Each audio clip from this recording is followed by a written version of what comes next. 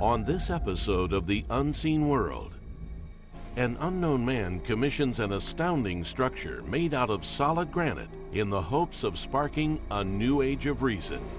And a family tradition leads to a sprawling garden of miniature buildings created from thousands of tiny stones. There is a world all around you filled with creations that will amaze. A world of destinations that astound. A world waiting to be explored. Come and discover the unseen world.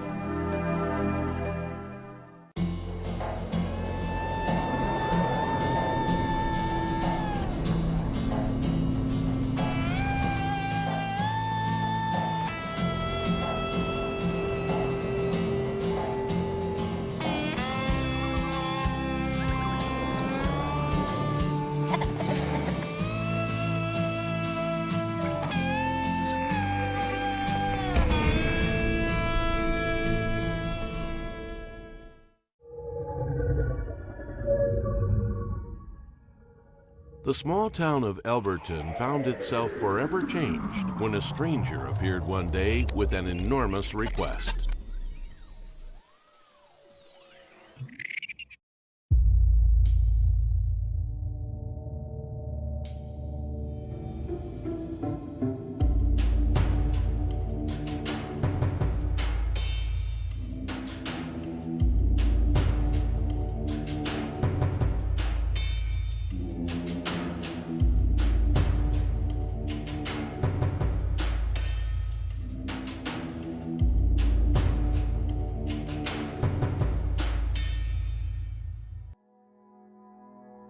Just outside Elberton, Georgia, the granite capital of the world, looms a massive stone monument.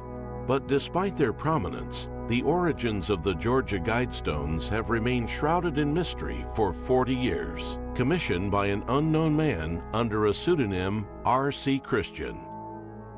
The Guidestones were the vision of a gentleman who came to town in the late 70s. He called himself R.C. Christian and said that he wanted to have a monument built, and he had plans for this monument. He went to see one of the local granite manufacturers here, a guy by the name of Joe Finley, who owned the Elberton Granite Finishing Company. Mr. Finley was also the mayor at the time, and so in looking at the proposal of what Mr. Christian had, Mr. Finley realized that this was going to be a very large project, one that they really had not undertaken here in Elberton in the past. He told Mr. Christian that the only way he would do it is if he had the ability to make some sort of draws and that the project was funded and he knew that his money was going to be paid. And so Mr. Christian agreed. One of the stipulations, however, was the banker would not set up an account with a pseudonym. So Mr. Christian agreed, as long as the banker agreed that once the transactions were completed, all the records and documents would be destroyed. The banker was the only one that knew the true identity of Mr. Christian, and he has never spoken about it and never confirmed or revealed who Mr. Christian's real identity was. Mr. Christian had left town after that and would come back occasionally, just sporadically and unannounced to see progress being made. There were several people in town who actually did see him, did talk with him. The project was started and was completed, and the stones were erected on a hilltop about 7 miles out of town here, and were unveiled in 1980. Due to the monument's size, the creation of the Guidestones was a massive undertaking, and the craftsmanship that went into making them helped to put the city of Elberton on the map. The size of the stones are roughly 19 feet long, a foot or so wide, 5 or 6 foot thick. They're like 22,000 pounds apiece. Being in this industry and owning and running a quarry, I do know that still to this day, finding something that large, finding that many pieces that size without the natural imperfections in it was a pretty tough task now, and I'm sure it definitely was then.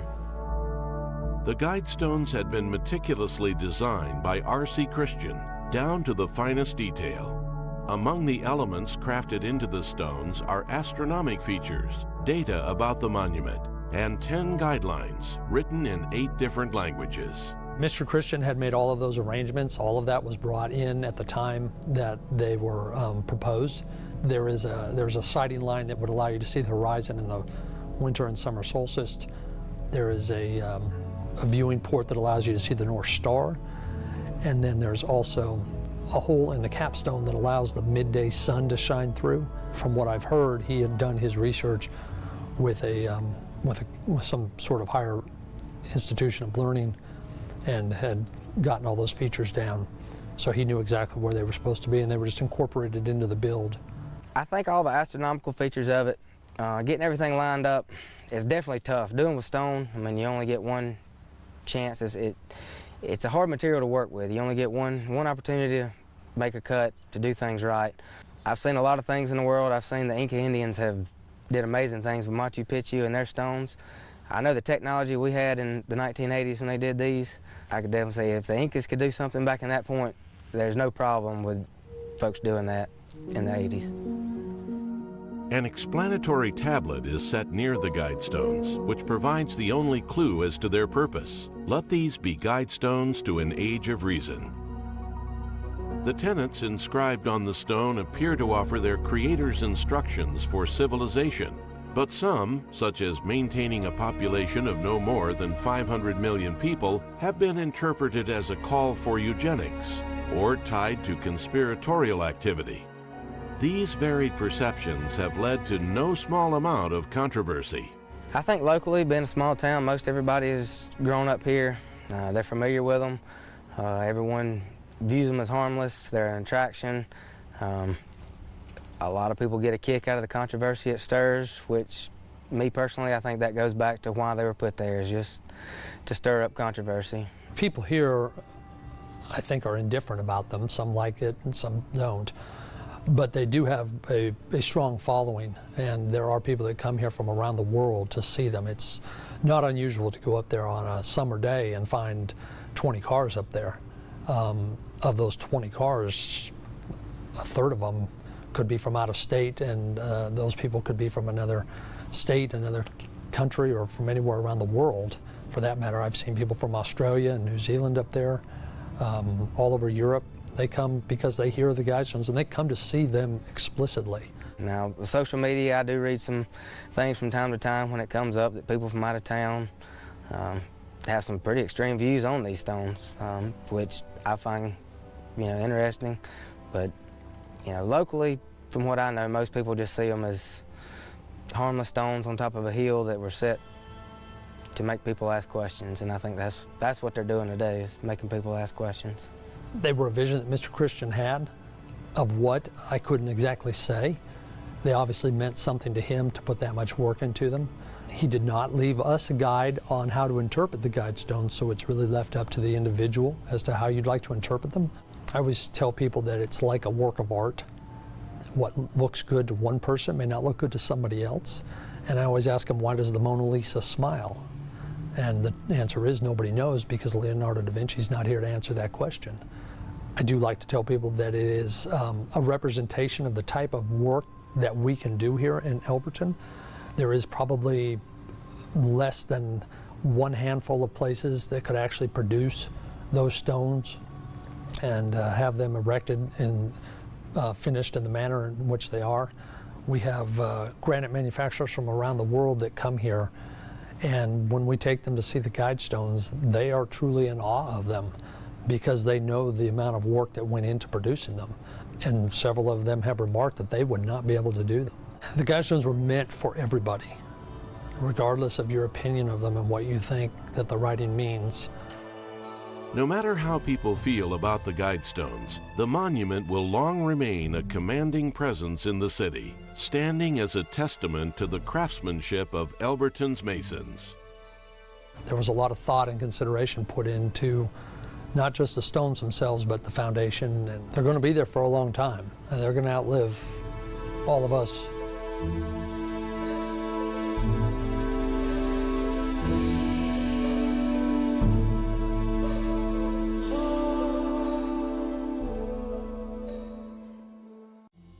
Stay tuned. The unseen world will return. Now, back to the unseen world.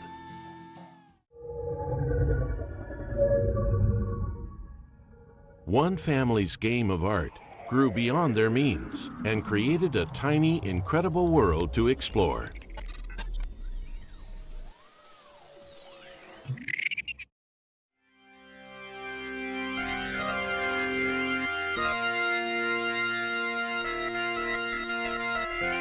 This makes no sense unless you understand that it's a game. And of course, it's grown so far beyond the game.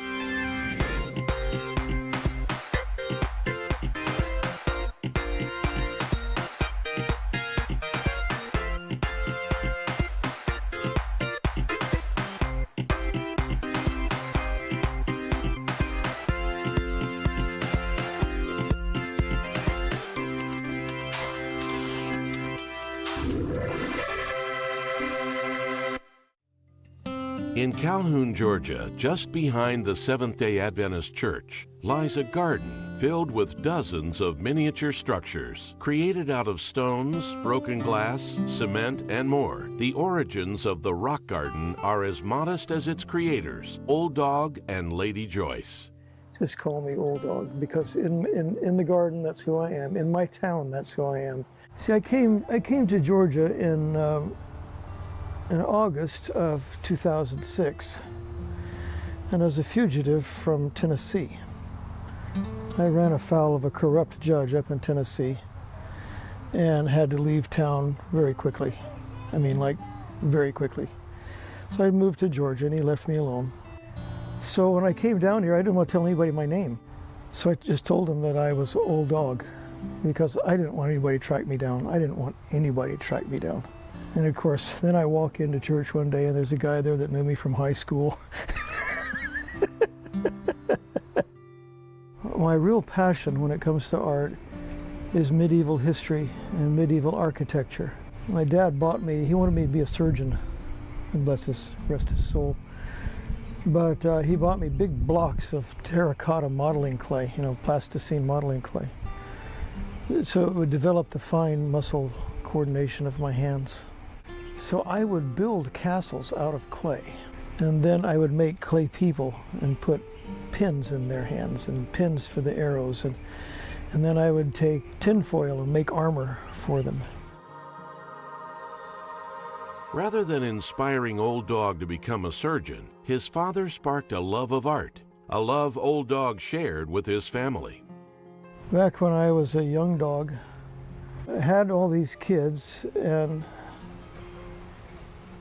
we would have these long winter evenings, long winter Friday nights with nothing to do. And so we invented a game together, and in this game everybody would have food, and everybody would have money, passed out the money jar. And then everybody would have one of the little clay people.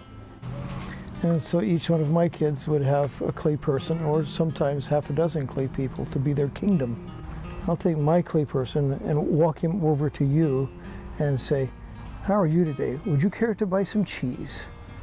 I'll give you a taste." And so he takes this toothpick and dips it into the cheese and hands you the cheese.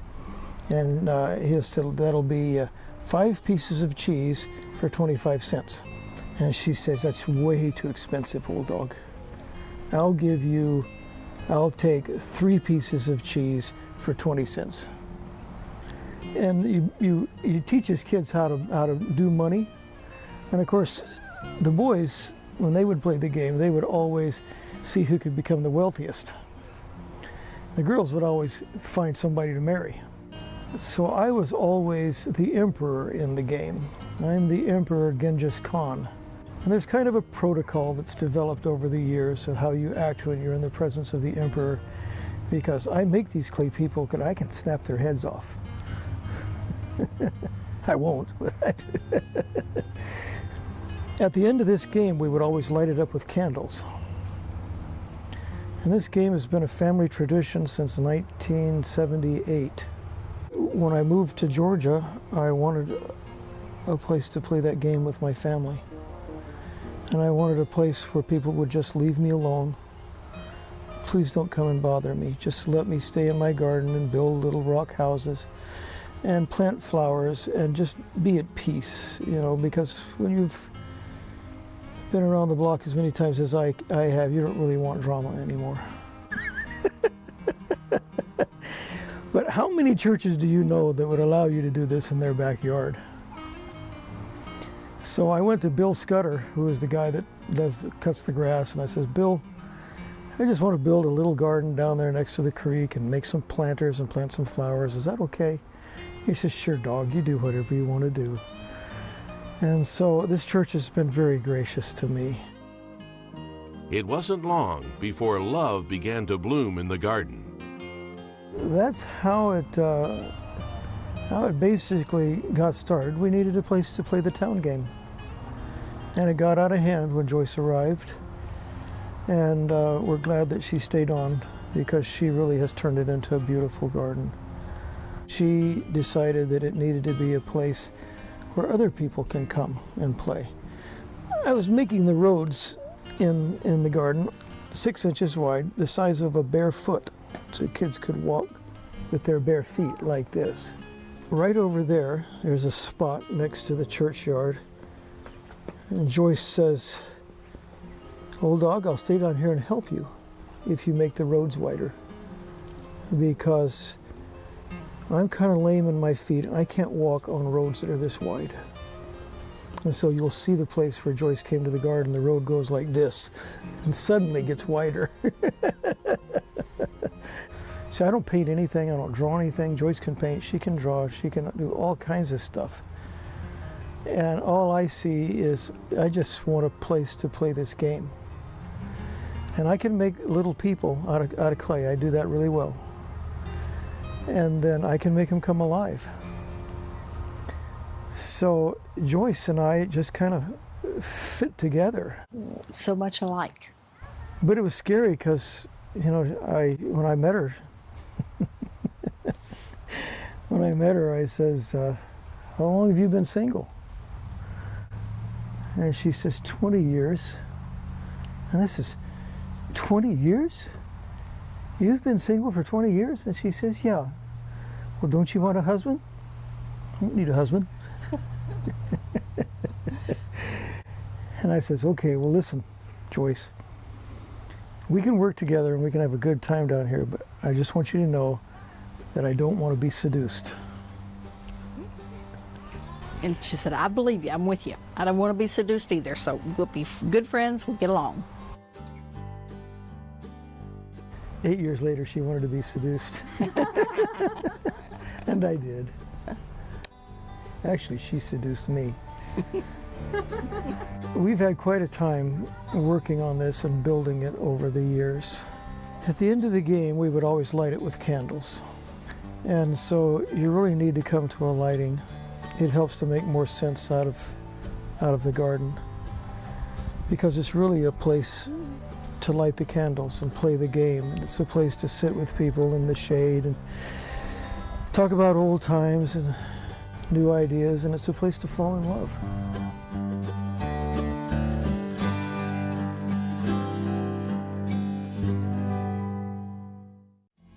The Unseen World will be right back.